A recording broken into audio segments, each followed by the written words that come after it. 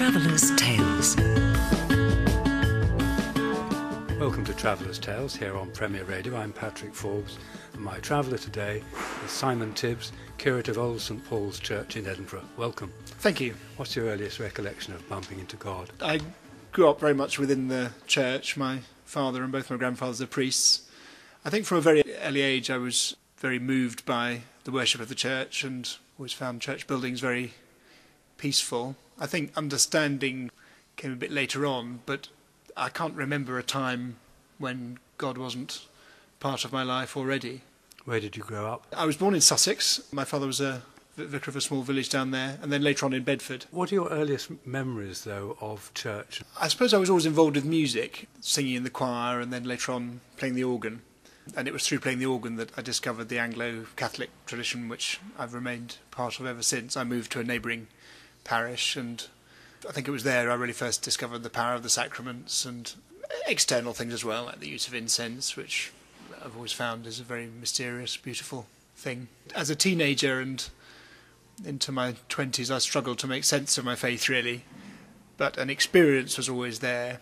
And I suppose it's that classic thing, faith-seeking understanding. I think my faith was already there, but it only really became articulate probably after I finished being an undergraduate and moved on into living abroad for a while. That was interesting. I taught English in Turkey for a year, and again I felt very drawn to the places of worship, but having had a period away from the church, I suppose rebelling against my family and stuff, I think that was where I really began to make sense of it all for myself. Was it difficult growing up in a vicarage? Wonderful in many ways. I think you get good at dealing with a whole range of people, and it can be quite good for the social skills of vicarage children.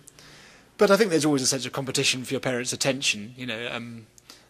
Dad was a very busy parish priest. He probably didn't spend as much time with us as he would like to have. But the trouble with that is, of course, that the job is endless and infinite, isn't it? Absolutely, yeah. I mean, being recently ordained myself, one of the things that I think is most important to work at in the early stages of ministry is how to set appropriate boundaries. I mean, you don't want to be sort of legalistic about it or be unavailable to people who need your help, but equally, you do have to take care of yourself. You need interests away from church, you need proper time off, and you need just time to think, to be alone and to do some deep learning from the experiences you're having. Probably the biggest step forward since I was ordained as a deacon has been getting a dog, because it's got me out and about for 2 hours a day. I don't take the mobile phone. I try to sort of marshal my thoughts a bit so I'm not just running over preoccupations to do with life and ministry, but just sort of living in the present a bit more. And really having the dog was probably the main inspiration for the pilgrimage. It's something I just wouldn't have undertaken alone, but actually a dog is a nice companion. Well, we'll get to the pilgrimage in a moment. What did you study at university? I read English here in Edinburgh, and I sang in the choir of Old St Paul's. So it was here really that I think I took a big step forward in terms of church belonging, just by discovering a church that had the most beautiful worship I'd ever encountered. But it was also here that I lost my faith. It happened really because I was very challenged by a close friend who was quite a trenchant atheist, and he knew me well enough to find my Achilles heel, my sort of vulnerabilities and the places where I wasn't confident. And he challenged me to give a positive account of my faith in God, which I couldn't do.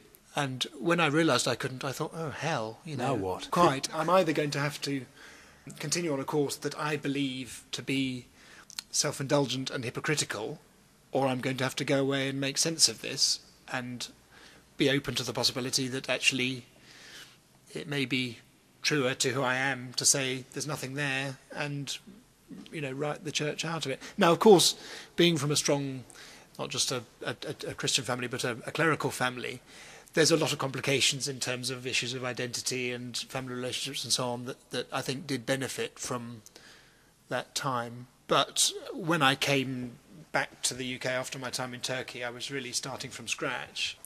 And it was a good thing, I think, to acquire the humility of saying, Lord, I don't really know what I believe or what the way forward is here, but I want to be with you, I want to be closer to you, and let's just give this a try. Whereas I think the attitude I had before was a kind of nagging insecurity that I wasn't sure what the core of this Christian belonging was, if there was a strong quarter it at all. But at the same time, quite a feeling of ownership about the church, knowing how the church worked, loving the buildings and the worship, and being a bit of an ecclesiastical know-all in some ways. I think it was right that all that was sort of pared down and a bit of it was stripped away, and I had to find a different approach, really, something that was a bit more personally grounded and authentic.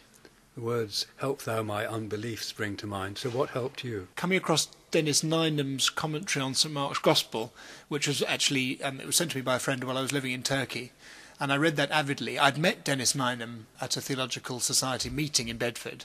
He was a great professor of New Testament, taught at King's College London. The Jesus of St Mark's Gospel is terrifically vivid and fresh, and I think just rereading Mark's Gospel carefully was quite a turning point, just because the energy and the attractiveness of Jesus just, shines out of it. And you think, well, okay, there are all sorts of limits to my ideas about this, but I want to be part of this. I don't want this to be going on and to miss out. To miss out, for it to pass me by. So that was a key thing. I think finding myself praying sort of involuntarily in the mosques in Istanbul where I was living was one thing. And then when I came back, I think the key thing was actually reconnecting with the kind of sacramental faith, which was where I'd started. When I came back from Turkey, I went first of all to the Quaker Meeting House in central Edinburgh, which was a kind of prayerful space and a community, but there was no, as it were, baggage in terms of doctrine or liturgy, and that worked for me quite well. Then after a while I thought, no, I want something a bit more definite and that I can get hold of, and maybe a bit more familiar. So I went to the 11:30 service at St Giles Cathedral, just up the road from here, which is not a Eucharist, so it didn't sort of press my buttons emotionally, but there was very good hymn singing and preaching and a wonderful preacher there, Gillespie Macmillan. And I continued with that for a few months. And then I thought, actually, no, I'm ready to take a slightly more confident step forward, and I just found what I wanted at that point was what I'd had. So actually I rolled down the hill from St Giles to Old St Paul's. The congregation was originally founded by people who fled from St Giles. Yes, they wanted something different from what they were getting at St Giles. But for me as well, it's been an odd sort of cycle, because discovering Old St Paul's the first time round when I first came to Edinburgh was wonderful, and then leaving it was a big crisis and a decisive thing in my life. And then I came back in the year 1996 to 1997. I was a member of the congregation here again. I joined the serving team. I didn't get back involved with the music. And it was a good period just for piecing my faith back together. I think it's a great strength of sacramental worship that at times when one isn't sure of one's faith in terms of belief content, liturgy gets you through. Liturgy gets you through, and life jacket. The pattern and the rhythm.